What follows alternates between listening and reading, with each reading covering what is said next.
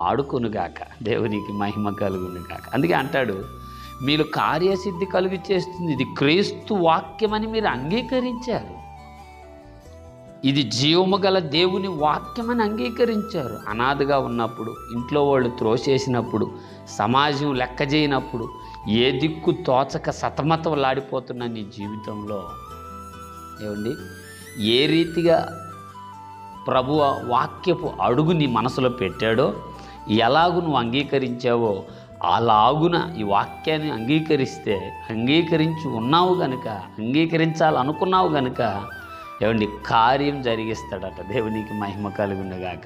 మరి గతించిన నెల అంతటిలో ఎన్ని ఇబ్బందుల నుంచి దేవుడు కాపాడుతూ వస్తే ఈ నూతనమైన నెల అని చెప్పాలి. క్రొత్త నెలే కదా, 5వ నెల అంటే కొత్త నెలే. కొత్త నెల అంతటిలో ప్రభు వాక్యం, ప్రభు దయ మీకు మెండుగా తోడుండి దీవించాలన్నది నా ఉద్దేశం.